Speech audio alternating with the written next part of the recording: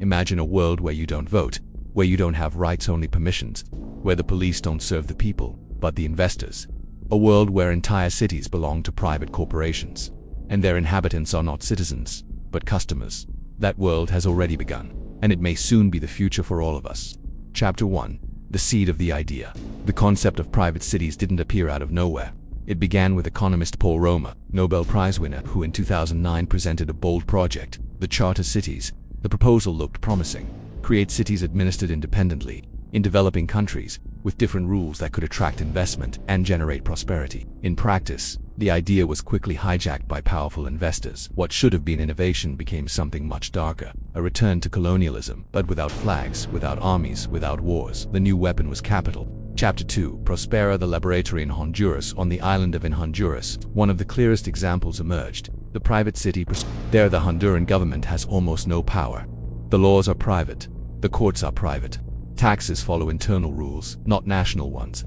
In Prospera, everything is designed for investors, not for citizens. Residents sign contracts, not constitutions. Entering requires agreeing to terms of service, just like an app. If you break the rules, you can be expelled. This is not a democracy, it is a corporation, and you are only a client.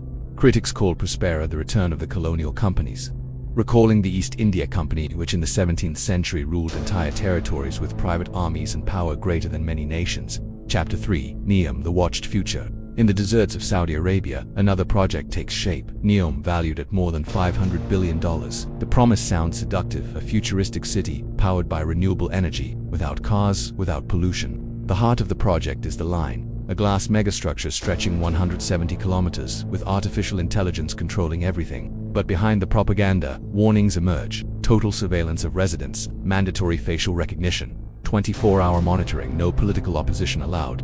Experts already call NEOM the largest social control laboratory on the planet. What seems like a technological utopia may in fact become the largest invisible prison ever built. Chapter 4. Seasteading, cities at sea. Meanwhile, Silicon Valley billionaires have another plan, escaping nations entirely. They dream of building floating cities, known as seasteads, territories in the middle of the ocean, outside the jurisdiction of any government. There would be no taxes, no labor laws, no environmental regulation. These cities would be floating tax havens, exclusive clubs of wealth and technology, accessible only to those who can pay. A dream for investors, a nightmare for the rest of humanity. Chapter 5. Who is behind this? These projects are not isolated ideas. They are financed by some of the most powerful forces on earth. Sovereign wealth funds, like Saudi Arabia's, which invests billions in projects such as NEOM. Big tech giants, like Amazon, Google and Microsoft, already providing the infrastructure for surveillance and control. Silicon Valley billionaires, like Peter Thiel, an open supporter of floating city projects. It is not presidents who write the rules, it is CEOs, and their constitution is not a bill of rights. It is a spreadsheet of profits. Chapter 6. The law of contracts. Inside a private city, democracy does not exist. There is no constitution. There are no inalienable rights. What exists is a private contract, and contracts can be changed at any time. Imagine living in a place where your home, your health, your freedom depend on a corporate agreement.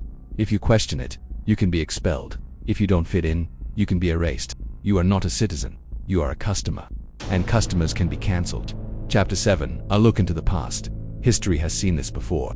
In the 17th century, the East India Company controlled trade between Europe and Asia. It had its own armies, warships, diplomats, currencies, even the ability to declare war. In many places, the company didn't just do business, it ruled. Entire populations were managed as assets. Today this model is returning, but ships have been replaced by cloud servers, armies by algorithms and private security forces, and the territory conquered is no longer physical, it is financial and digital.